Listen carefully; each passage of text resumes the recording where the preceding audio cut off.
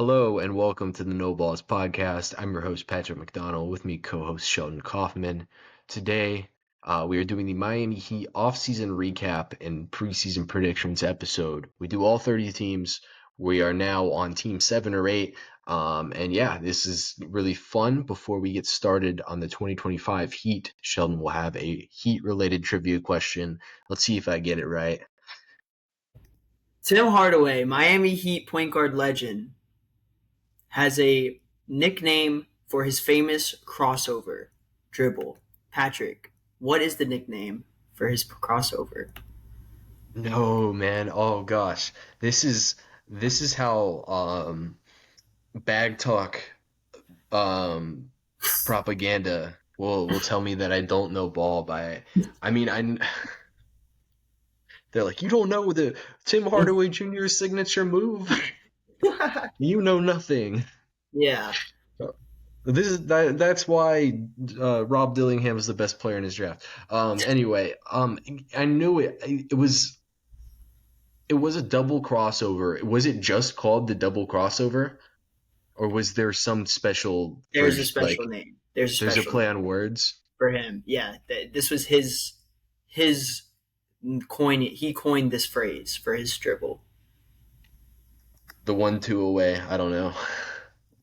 It's the UTEP two-step, Patrick. Cool. Um, yeah, as when he played for he used to play for the UTEP Miners. So, Yeah. Okay. That is pretty sick actually. so a little Uh, little hard one for you. I had to throw it at you because you've been killing me lately. So yeah, the UTEP two step. yeah, we keep score on those. I guess now is the time to mention that in real life, as y'all know, we do exist in real life. We recently did play basketball again against each other because we do play basketball from time to time. Um, Now in the all-time series, I'm up 3-2. I think the point differential is like me by like 5 points. So Yeah, we've played some very close games. Yeah. Other than that, you ready to move to 2025 Heat? let's do it. All right, let's go. 2025 Miami Heat. They were 37-45, 10th in the Eastern Conference. 42-40 expected record, ranked 15th in the league a season ago.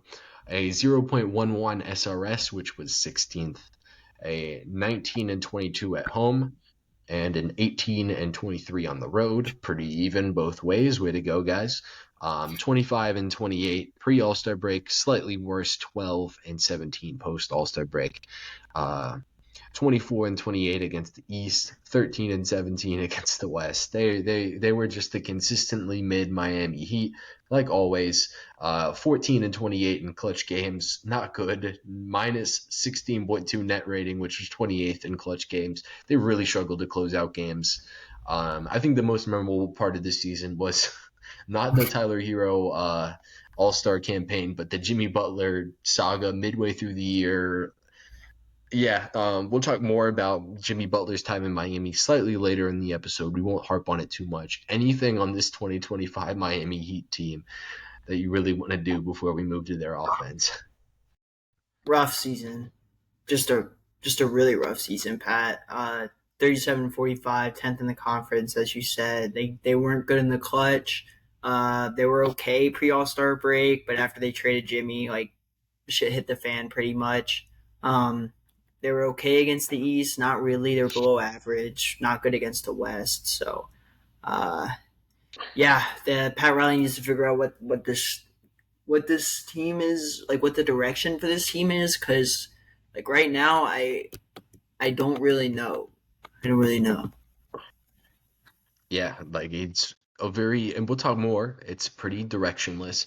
The year before, they were like pretty good, and they were expected to be good, and we were like, yeah, they had a Mickey Mouse schedule because their division was terrible, and Jimmy Butler's not going to try in the regular season again. And Jimmy Butler was good for the Heat too, and people often don't quite remember that he was still really good for Miami. And then they trade Jimmy Butler. It was just the weirdest. season of all time from a team that, and we'll get into it, they really weren't that bad. It was just there were a couple other weird things that also happened this season for Miami that were just overshadowed by Tyler Hero being awesome and Jimmy Butler being traded. We'll move to their offense, which was sometimes catastrophic last season. 113.5 offensive rating, ranked 21st in the league, 14th in turnover percentage, perfectly league average, 27th in offensive rebounding, 27th in pace. It was a slow paced, not great offense throughout the entirety of the season. There was a lot of not great offensive talent, which has been the trend during Jimmy Butler's time in Miami. And, we'll talk more about that a little bit later. First, we'll get on to the play types. 18th in isolation frequency, 19th in efficiency. They were just mid at it, and they did it a normal amount of times. Pick and roll ball handler frequency was 15th. They were 19th in efficiency. They were mid at it. They did it a normal amount of times. Pick and roll roller frequency was 11th. Efficiency was 22nd. They were mid at it, and they did it a normal amount of times. Post up frequency was quite frequent. Not quite frequent, but 12th in frequency and 25th in efficiency. They did it a normal amount of times, and they weren't good at it. And then transition offense was actually good, 7th in the league, and then they just didn't get in transition, 25th in transition frequency. There was no identity to this team because of all the stuff that kind of went on with Jimmy Butler. Early in the season, they were like a really decent team, and then it just kind of shattered from there. Jimmy Butler was at least giving them a good floor with foul drawing and getting to the basket consistently, even if he never would shoot running layups. It was always jump stop Jimmy Butler, but terrible season relative to expectations, even though they were never like a great offense. What do we have to say about their offense this past season? Yeah, I think like you said, or not like you said, well, like you said, and kind of just looking at the stats, they didn't really have like anything to lean on. They were kind of all over the place, just trying stuff out last season. Like they were middle of the pack of pretty much everything, kind of like frequency wise. And then they weren't efficient at any of it, except for in transition. So just a really rough year. I mean, Tyler Hero and Bam had some pretty good years, but besides that, the rest of the offense was really, really lacking. Um, yeah, I mean, really slow pace, not good at getting rebounds, turning the ball over. None of that's going to help. And uh, kind of like remnants of bad team offense with a lot of pick and roll stuff. Uh, I felt like kind of the way that they kind of would go throughout games. Like, I guess that's more scheme talk, but yeah. Yeah, I mean, Yeah, and we'll talk about it in scheme, like you said, but like recently they've really been trying to find a footing offensively, even like when Jimmy was still there for a year or two. Like they didn't really know how to maximize their offensive talent because there wasn't much to maximize. So we'll go forward to defense. This was the positive side of things. Ninth in defensive rating at just under 113. Sixth in enforcing opponents into turnovers. Fourth in defensive rebound percentage. All of those things are very nice. Isolation frequency was 17th against. They were very good at defending isolation, 0.82 points per possession, ranked third. Pick and roll ball handler frequency was 12th. Efficiency against was 18th. Pretty solid. Like you're fine there. It's you're good with a large percentage of ball handling reps. When you're average at defending them. Way to go, Miami. Roller frequency was 10th, second in efficiency against defending rolls. Like awesome in that category. We'll talk about that in scheme talk about the reasons why that was the case. 30th in post up defense is teeth gritting a little bit, and then 24th in frequency of it. So not a ton of the time, as you'll see in the modern NBA. 28th in opponent transition percentage, which at least if you're not running in transition, at least your opponents weren't either. And then 20th in defending in transition. What do we have What to do we have say? to say? Yeah, it's they were this is a lot better defensively than I thought they were going to be. for sure. The roller stuff makes sense with the kind of stuff that they did on defense to combat the pick and rolls, and the fact that they had a really good defender in Bam, and then Khalil Ware, who had a great rookie season for them and is looking like the center of the future. Um, the post up, like you said, you're not really too concerned about that. And then in transition, they were, even though they were giving up, or no, they actually, oh yeah, they were giving up a little bit in transition, but fortunately, teams weren't really running it against them. And I think what's very interesting to see is how good they were at rebounding the ball defensively, considering how bad they were offensively rebounding the ball. Yeah, the Heat learned that if you airball and or clank it off the rim and it goes out of bounds, your opponent can't run in transition. Um, they were great defensively. They've been good defensively really over the last like 6 years. Bam Adebayo is like a walking top 10 defense, and Spoelstra is like a great coach, so he's going to coach them to be a great defense. And they had enough pieces on that end of the floor to be good, regardless of how poor the offensive talent was. You ready to go to scheme? We'll go to scheme and coaching staff. Eric Spoelstra, tenured head coach. Pat Riley is their general manager. Assistant coaches, Karan Butler, Chris Quinn, and Kasib Powell, who is a first-year player development coach, or a second-year player development coach. He's got a big shoes to fill, as Miami has been. Very good at drafting undrafted players, homeless players, YMCA players, just anybody, and making them a good NBA player. And then as soon as they leave the Heat, they're going to be terrible. It happens all the time. Um, yeah, scheme. What do we got? Um, just so some of the stuff I saw, like I kind of said, a lot of pick and roll game with the ball handler, penetrating, like usually Tyler Hero. Um, and he was either looking to get a mid range pull up, drive to the basket, or kick out to one of their open shooters who they had spread out through across the perimeter. So a spread out offense. Two-man game with sometimes they do Khalil Ware and Tyler Hero, and then have Bam Adebayo kind of sit in the corner. And Bam Adebayo had a pretty interesting 3 point road this year. One of his better 3 point shooting careers.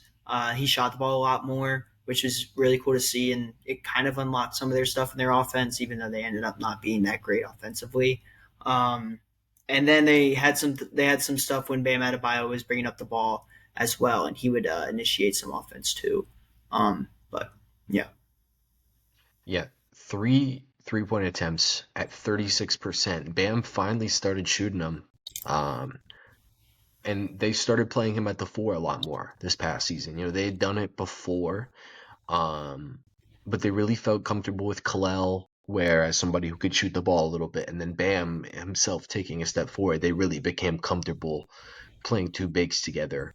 Um, we'll talk about it. They want to play two guards, like two guards to buoy the offense, similar to like the Cleveland type situation where they have Garland and Mitchell to make sure you're good offensively with your defensive infrastructure around them. But their guard situation didn't play out very well this past season. So they've made some moves, and we'll talk about those moves that they've made to give them some guards that they can run two guards with. You ready to move forward to their moves? All right. The first one of the guards, Kasparis Yakachonis, guard from Illinois, was a projected lottery pick, ended up falling to 20th overall for them, primarily due to an ankle injury during workouts, so he couldn't work out for anybody. Um, yeah, do you want to start on Kasparis? yeah, let's do it. Like you said, really like for them to get him at 20th overall, I think is pretty good considering like I felt like he should have been up there a little bit more. In the draft. I thought he was probably one. There was a couple point guards that went ahead of him that I thought maybe he's a little bit better than. Sorry, but 6'6" guard. 205 with a 6'8" wingspan, 15 points per game on 44% shooting from the field, 31% shooting from the three from Illinois last year. He's a really good playmaker, Pat. 4.7 assists, and he excels in the pick and roll game, which I think is perfect for here in Miami when you can do that with Bam and Kalel, and also pass to guys like Tyler Hero. And yeah, so I really like that. And he has a nice ability to make tough shots too. Even though the 3 point number being 31% is a little concerning, he showed a really nice step back game. Like just hit a step back, hit a three, guy in your face. I think he did a really good job at that and excelled there. Um, there's a little bit of a question with the self creation. He relied a lot on that pick and roll stuff to play make. So there's a little bit of a concern. Will he be able to score by himself? Uh, some defensive concerns as well. Just him not being that quick and athletic. But I think you get a really good passer here, a guy that can like command your offense, a guy that can get a little big at 6'6", so he can drive to the rim on some of the smaller guards, and he can shoot the three. There's a little bit of concern there because just in college it was 30%, but I think like he's shown the ability to make tough shots, and I think that can translate into a solid 3 point shooter as his career goes on. Yeah, the shooting's like the big skill for him. Um, you can harp on the 32%, or you can think about use 35% on catch and shoot threes, which isn't like a great indicator, but he also shot 65% at the rim and was a solid free throw shooter on high volume because he's really good at drawing fouls. Like draws a ton of fouls. He's really good at finding angles to finish at the rim. There can be concerns about him being able to create the first step, but he's going to have two centers that are, Kalel Ware, not a great screen setter, but Bam Adebayo is a great screen setter, and they're going to have 5 out spacing ideally. So this is a good fit for him to come into to hopefully be able to hide his ability to like just blow by somebody. Um, I think the passing, he was definitely given a ton of responsibility at Illinois, and it decreased as the year went on, as Will Riley started to take a step forward. Um, I think he's a audacious passer, and I think you need to hone in a little bit on some of like the mistakes, but he finds some really good passing angles. Um, He had a I sick he had a sick no looker. I think at Illinois. Um, or it was one of those street ball passes. Like he passed the way, found the cutter in transition. It was really cool. Yeah, he's just got creativity finishing. He's got creativity getting into his shot, creativity passing the ball. And he was still like efficient last season despite 32% shooting from the 3 point line. Like I think Kasper Sakachonis should be pretty solid. I think early in the season he was getting like top like 5 hype, but come at the end of the season, I ended up with him in like the late lottery, and I think getting him at 20 is just so great for Miami. You mentioned the defense; it's workable. He at least tries. He's 6'5", 6'6", and has a plus wingspan. Um, he shouldn't be too terrible, especially if he has less responsibility on offense. Um, what were some of the players that came up with player comparisons? I have an interesting one, Pat. I kind of see a little bit of Thomas Sederansky in him. Uh, a good passer, or a decent playmaker, with good size. Sederansky 6'7", Yakachonis 6'6". Not a guy that's gonna blow you away offensively, but like he can get to the rim, kind of shaky 3 point shooter, but can knock it down. Um, and yeah, I think a pretty good passer, uh, slash playmaker, can shoot a little bit. And then he kind of has the same weaknesses as Jakob Jonas as well, with the defense and the ability to shoot consistently from the 3 point line. So yeah, so I ended up falling on. I came up with two guys. Um, Neither of them look like Casper Jonas, which is typically how player comparisons work. Like the white guy will get the white guy comp. Um, I came away with this is gonna sound kind of weird. Alec Burks and D'Angelo Russell.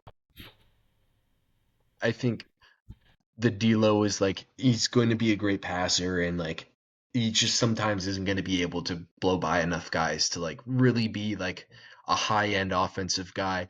He also is a better finisher than D'Lo was in his career. And he reminds me a little bit in that standpoint where like he's going to need the screen to create the space, but he's pretty good once he gets the space. And that's what I think about Kasper Siakachonis. And then Alec Burks is like, if he doesn't develop all the way as an on-ball scorer, I think the jump shooting will get better off the ball as he moves off the ball. And then Alec Burks is a little bit better of a defensive player, and then he can still create his shot a little bit. And those are kind of the guys that came up for Yakachonis for me. I think he's going to be a good player in the NBA for sure. I'm pretty sure you see the same. Um, I also wrote down Vlad Golden as a UDFA because when you're talking about Miami, we kind of got to mention these guys. And I think there's an opportunity for him to make the roster, and we'll talk about that in their lineups. When I was watching Michigan, I thought he was better than Danny Wolf. But that was just like at a current standpoint, not as far as like NBA prospect world. But I think Black Golden's really good. He can protect the rim. He's huge. Could end up being something, especially in Miami.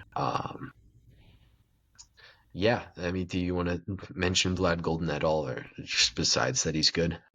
I mean, I think yeah, his size and his ability to um, be a scorer like at the paint, I think is really good, and be a rim protector. Obviously, he's not gonna give you any floor stretching. Barely shot the three ball. I like barely even attempted a three ball in college, but yeah, I mean, him and Danny Wolf were really fun to watch at Michigan. He's a good screen setter, good roller to the basket. So always good to take chances on those guys. And I'm trying. I think. Do they have any other centers on the roster besides Koa Ware? I was trying to look, couldn't I find mean, it. technically Bam. Okay, Um, here. Yeah, he could definitely get onto the roster. I mean, um, I think that I think that there's definitely a shot for him to get on that roster because I don't know how much Jovic will be playing the five. So yeah, yeah, for sure. That's why I felt like mentioning him. Um, Move forward. Trades and free agents. Norman Powell, they acquire him in trade from Utah, or in a trade that sends Kevin Love and Kyle Anderson to Utah. They get him from Los Angeles, and then Simon Fontecchio, they end up getting in a trade from Detroit. I think these are actually two good additions. Fontecchio can pass and shoot and is like tall. And then Norman Powell was like really good last year and averaged like 21 points a game and like has been a scorer throughout his career. He's on an expiring contract. That's why they were able to get him because Los Angeles didn't want to pay him. I think this is like two solid players to get, and they didn't really give up much for them. What do you think about these additions for Miami?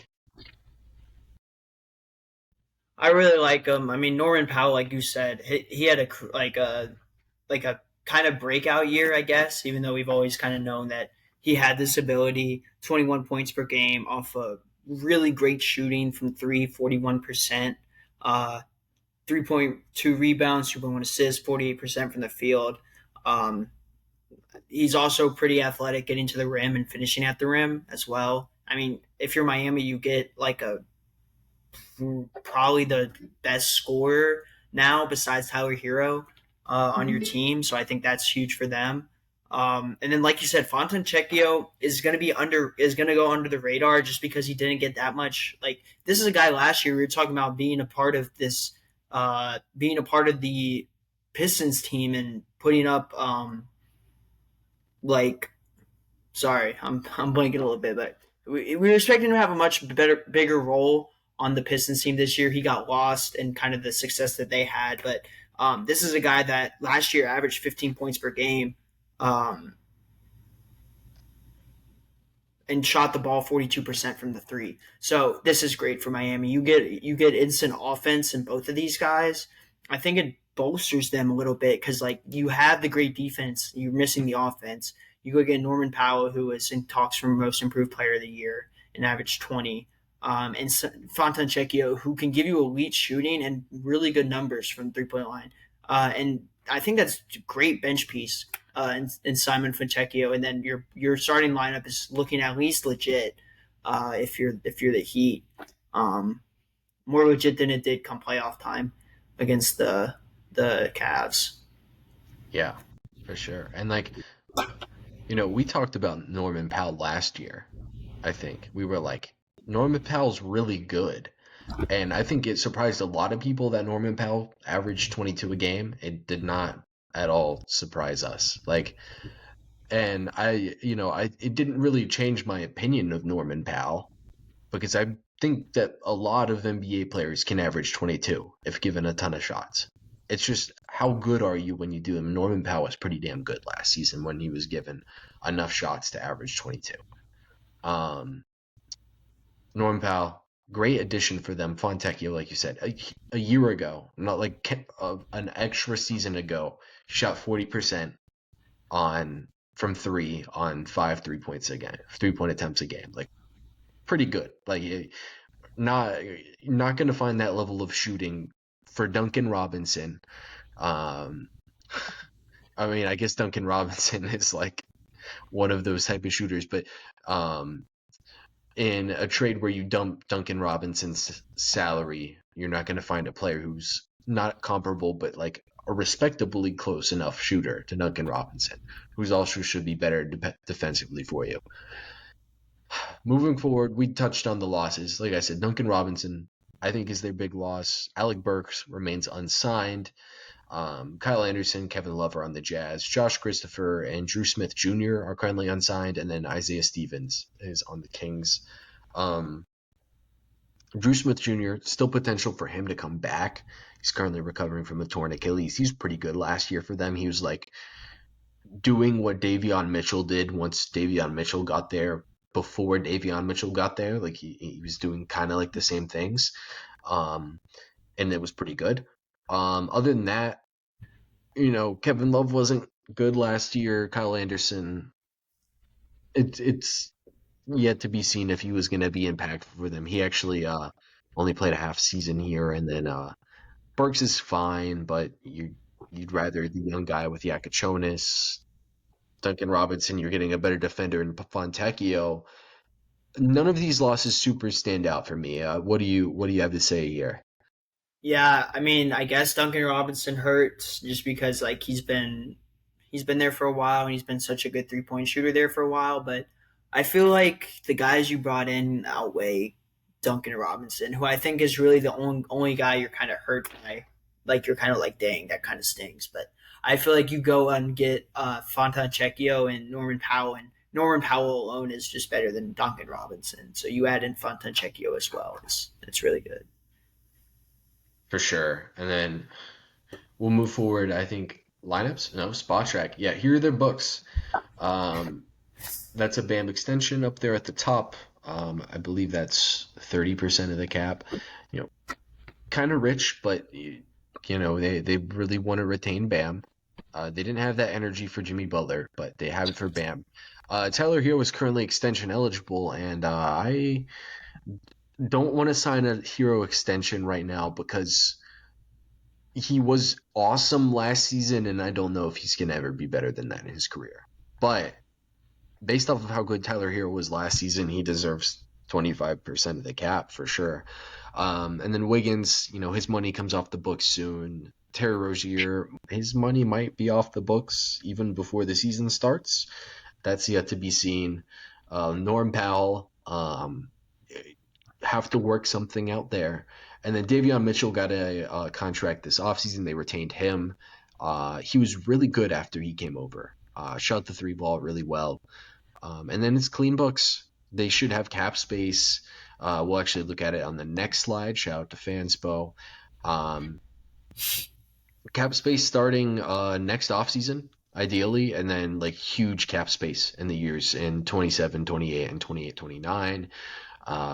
They clean books. They'll probably will extend Hero. It's just like whether or not they do it now or in a year's time really depends. It depends on how confident they are in him repeating this season. If they feel as if he will repeat it, they should go ahead and get the deal done. Um, Lineup data. Are you ready to get started on lineup data? Yeah, I like that Haywood Highsmith is the first guy. Yeah. Um, Untouchable. so as you can see in the top right, the Doomsday duo. Okay. That that is Terry Rozier, who was betting on his unders throughout the season, and Jaime Jaquez Jr., who was trying to get with Eric Spoelstra's ex-wife the whole season, rather than playing. So that's the Doomsday duo. So betting man Terry Rozier and Jimmy Butler on the floor is the first column on the left. When Hayward Highsmith was in that scenario in 300 minutes, it was a +8. Very strong indicator. Khalil Ware in only 59 minutes was a +18.6. Not too much there. And then Tyler Hero and Bam, when they didn't have a player, the next best offensive player betting on the games, and their best player was on the floor with them, they were a +10.5 in almost 300 minutes. Really strong. Wiggins and Mitchell didn't play with Jimmy Butler throughout the season. With Jimmy Butler off, Wiggins had a -5 net rating. He really struggled once he came over. With Jimmy Butler off, Tyler Hero and Bam, produced neutral results. Howard Highsmith produced somehow the same exact results neutrally. Khalil Ware was actually fine when Jimmy wasn't out there, and Davion Mitchell was actually really good. Like we said, like he shot the ball really well. Which if Davion Mitchell can shoot the ball, that's awesome. A +3 net rating for Davion Mitchell. Looking forward, everything's based around Tyler Hero and Bam Adebayo. So when Tyler Hero and Bam were on the floor, Hayward Highsmith had a +2.8 net rating. That's a strong sign. Khalil Ware had a +7.6 net rating, which is also a really strong sign because they're probably going to play two bigs again next season. Davion Mitchell was a +7.99. He was just so awesome. And like after being terrible his first 3 years of his career, he was Hey, awesome. It's hey, the Miami no player Baylor development. slander. No Baylor slander on this page. On this channel. Hey, we tolerated the Royce O'Neal slander. That So even though was Royce before O'Neal's my good, time. That was before my time. yeah, and Royce O'Neal's good too. Yeah. It's Davion Mitchell might be. He had the a great His stretch. defense too, like we're just talking about the offense. Like this might be a top five on ball defender in the league. Yeah. I don't know What's if you saw the that workout clip that got posted too about him. Have you seen that? You'll probably see it later today then, but it's like him just like locking up his trainer. It's like crazy to watch. yes. Let's go. He's locking up Drake. um, Wiggins, like I said, with Wiggins really struggled a minus net rating with Tyler Hero and Bam. When these guys played with the Doomsday duo of Hawkes Jr. and Terry Rozier, Hayward Highsmith had a -14 net rating. Also, Tyler Hero and Bam in general were a +1.58 last season. Khalil Ware had a -7.72 net rating with the Doomsday duo. And then Davion Mitchell and Wiggins barely played with those guys. And then Hero and Bam had a -11.3 or 1.3 net rating with the Doomsday duo. So like the superhero duo of Hero and Bam, and then the Doomsday duo. It's like it was literally Avengers Endgame, um, just fighting each other. The heroes did not win. You know what they Hopefully, say? Vegas always wins. So Terry Rozier got his way. yeah, Terry Rozier did get in the way. Hopefully next season those guys don't play. I think Spoelstra knows what to do. Um, Yeah, I mean, do you got anything you want to point out on this Uh, slide?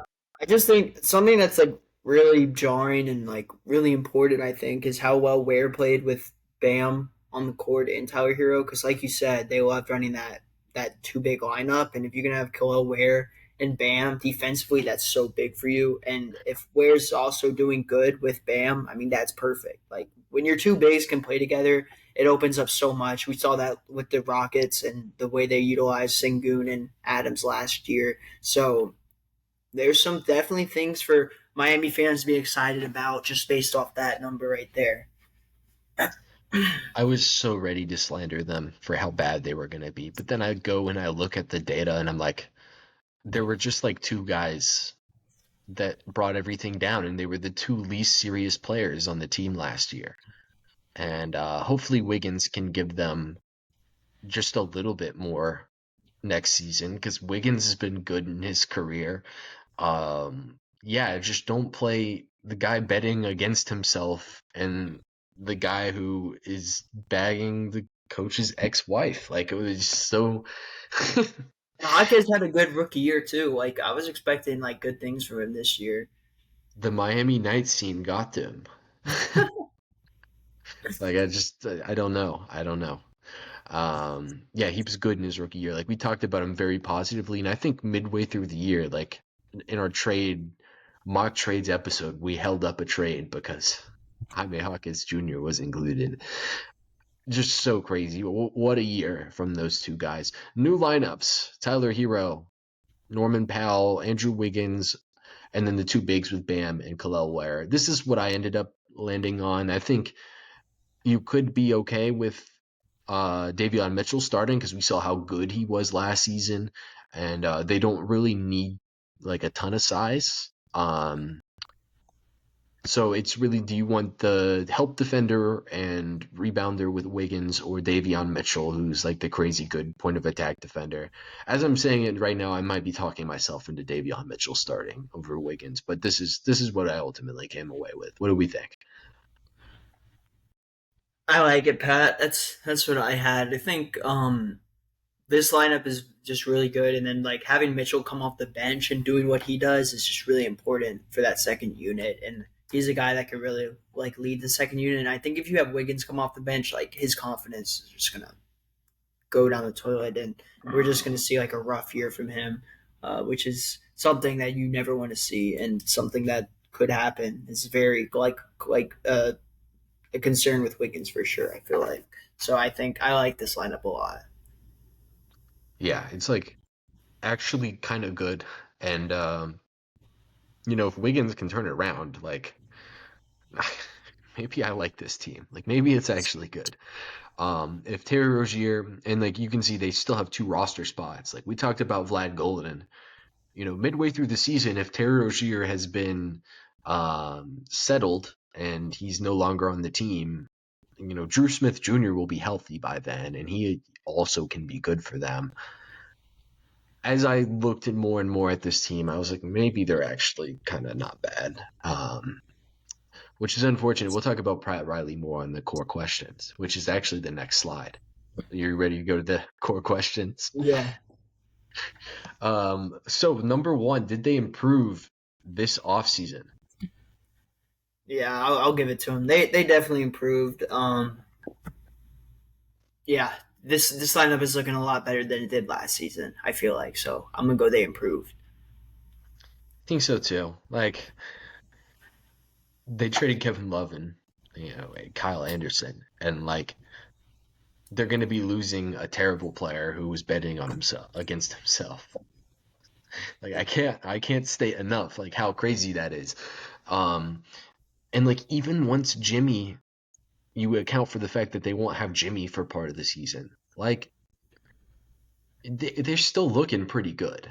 They just needed that little extra bit of scoring, and I'm hoping between Yakachonis and Norman Powell, they can, recreate Jimmy Butler's scoring on the aggregate, hopefully a little bit.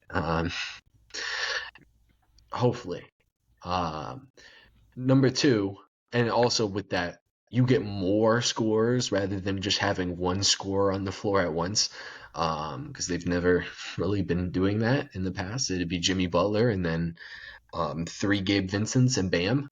Um, Now they have Tyler Hero and other scorer and then Bam, and it's 5 out spacing now. It's such a much different version of the Heat than we've seen before. Did they set themselves up better for the future? I guess I'll go yes, but like I'm they not. I didn't. don't know. I don't want to give them the yes because I feel like they didn't really like do anything that crazy. Like Yagachonis is nice, but Fontanchecchio and Norman Powell are both on expiring deals. So do you set it yourself up for the future? Really? Maybe for the next year. Like this year, like we said, this lineup looks good, but next year it's going to look completely different. Yagachonis is good, but there definitely are a lot of questions about him, and um, yeah, I don't know. I'm gonna go with no. I don't think they did. It's hard for me to give them a yes, even though I don't think they like that they. I just don't know what their direction is, but I don't think that they're screwed. I do think that this is still like a solid team with like good young players. So Yeah, I can't say because they have, like you said, Powell is expiring, Fontecchio is expiring. Tyler Hero is extension eligible and they need to work out a Tyler Hero extension. Like there is still a ton of work to do, and I think the reason they haven't paid Hero is because they want him to be an all-star caliber player again because he's never really been that close to that in his career. Um, I can't even give them credit for drafting Yakachonis, even though like I do think it's a great value. Like it's like the same thing Pat Riley's always tried to do. They've, been a late lottery to early play and lost team. And I think this was somebody else's pick, so it wasn't even their own pick. Um, and they're like, all right, we'll draft Tyler Hero, who will end up being the seventh best player in his draft class, and Bam Adebayo, who will be the sixth best player in his draft class. And you know what? These guys fell to us, so we got a value. We did a good job. None of that would have worked ever if they didn't get Jimmy Butler from Philly, and Philly didn't have to let Jimmy Butler go to Miami because Miami didn't have cap space. It was a sign and trade. Literally, Pat Riley's sitting in Calabasas right now. If Philadelphia wasn't this just a stupid front office for like a 3-year run, um, mm-hmm. the process has been bad, and it's following along on that bad process. But then the additions have been cooking, like the Norman Powell and Fontecchio additions cooking.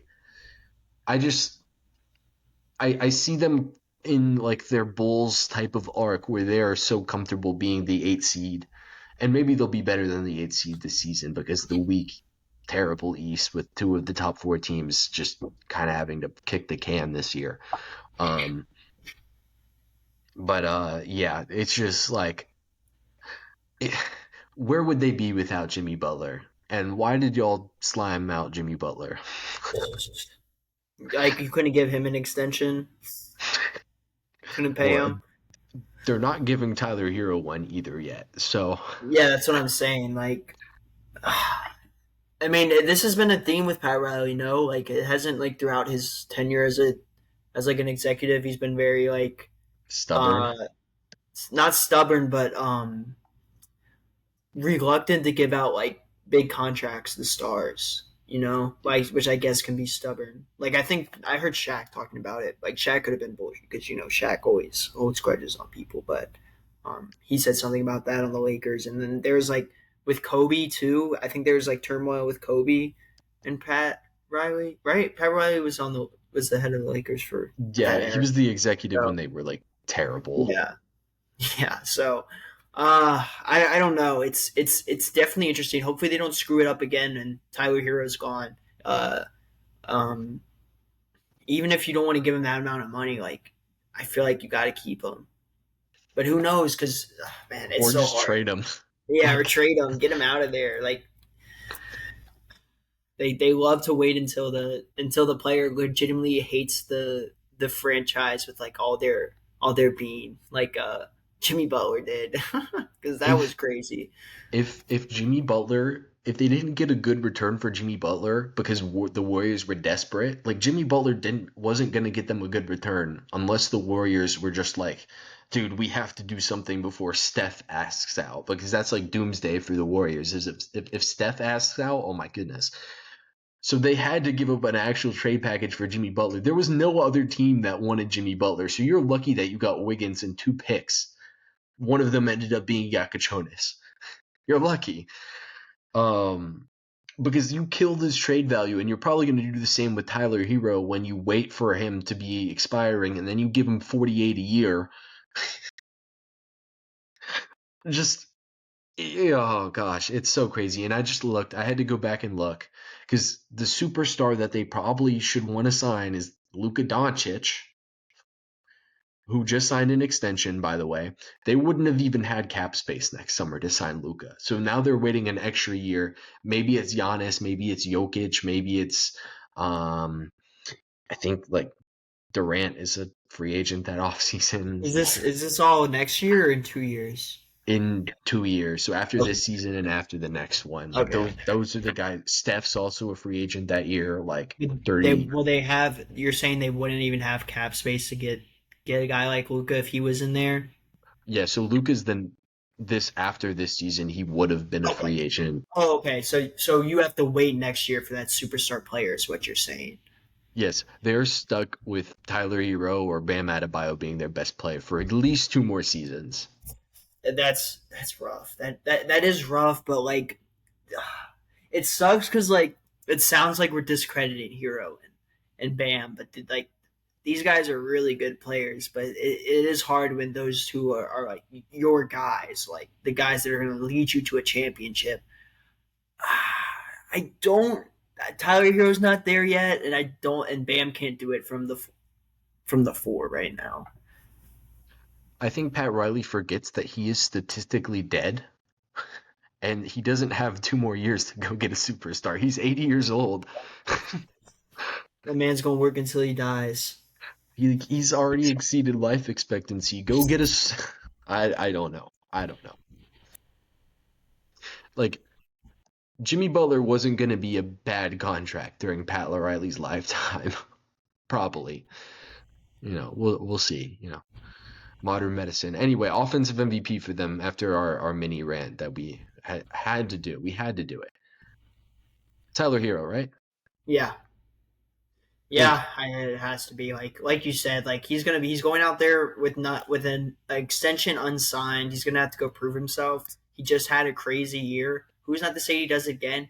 And he has a lot better talent than like last year. Because even though Jimmy Butler is better than Norman Powell, the Jimmy Butler playing in Miami was not the Jimmy Butler, like not an actual Jimmy Butler. We talked about how hesitant he was to shoot the three ball and stuff like that, just because he wasn't like his heart wasn't in it. He just showed no motor. So, and then I still think that Tyler Hero is going to be offensive MVP. There's gonna like you can't focus everything on him because you have guys like Bam, Norman Powell now that teams have to account for. So I think he's going to go out there and put out another All Star campaign. Maybe he makes it in this year. yeah, I look at their lineup. I'm like, it's not great, but Eric Spoelstra can cook with this.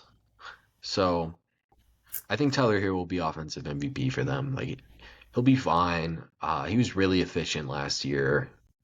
Like, if he repeats his performance, he's gonna get a bag. He's gonna get a bag. Defensive MVP, like it's obviously Bam. I think there were like two easy layups here for these guys. Like literally a walking. I mean, part of it's Spolstra and all their wing players with like Highsmith, Will be Fontecchio.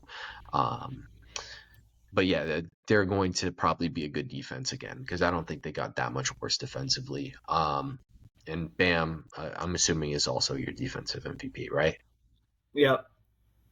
X factor for me, I think is either Yakachonis or Kalel Ware. If Kalel Ware can take a step forward to being like a good starter, that could be huge for them, especially if the shot comes around to like actually be a threat versus a thing that he can also do. That's big for them. And then if Yakachonis can be like a fine day one player, then they have three good scoring guards now instead of Tyler Hero and Terry Rozier when he has the over. So what do you think on X Factor? Yeah, I like the Yakatonis one. For all the reasons you just mentioned, and also like it would give them like a like good playmaking from the point guard position, plus the size. I think would just it'd be really nice for them. Uh, I'm trying to think like I'll go. I think I'll go Andrew Wiggins. And you could we Yeah, you kind of just mentioned it, but like if he can like give him a lot more offensively than he did like on the stretch that he was there, I think that just it makes this lineup like a lot scarier. I think that Andrew Wiggins just he didn't really find it the last half. He wasn't really fitting well with the team. So maybe this offseason is going to change things, and he can go out there and be what he did, or be what he did, or do what he did for Golden State when they were making those deep title runs. yeah, I think Wiggins is a good call because he was like bad with Miami, and Wiggins isn't a bad player. He's prone to bad stretches of play. Is one thing about Wiggins, but he's a good player. Um, Other than that, any other Miami Heat thoughts, tidbits, complaints, applications to be their third string center, even? Um, I think Vlad Golden got that. I hope he does because it actually is something they don't have. They don't have a big bruiser like Vlad Golden. Like they actually just don't. Um, and it makes sense for them. And when they cut Terry Rozier, they can sign Drew Smith Jr. back. So How is um, how is Rozier even still on the team? That's crazy in itself. I Because don't even if know. he's found unguilty, there's no way they'll take him. The Heat, you think the Heat will take a player back from I said they like won't take him yeah, back. I know that's what I'm saying. Like you think the Heat are gonna take a player back who was betting on his unders? Like no, no. They would rather like bring the corpse of Dion Waiters back than Terry Rozier. They would rather bring back Dion Waiters 30 pounds over shape, and they are like Yeah. an in shape like uh, if you're not in shape, they will like waterboard you every morning until you're in shape. So yeah, that's Miami Heat. Way to go, Miami Heat. The culture is it alive? Is it dead? Who I knows? don't know. Who knows? Um you know Josh Richardson played on their team again last year, right? Really? After we talked about how terrible he was last season. What? That's insane.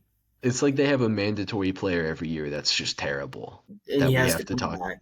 and they'll come back. So I guess Rozier will be back next year. Hey, get that FanDuel ready.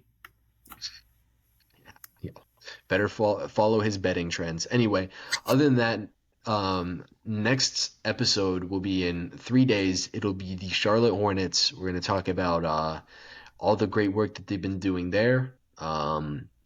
Yeah, other than that, we will see you guys then.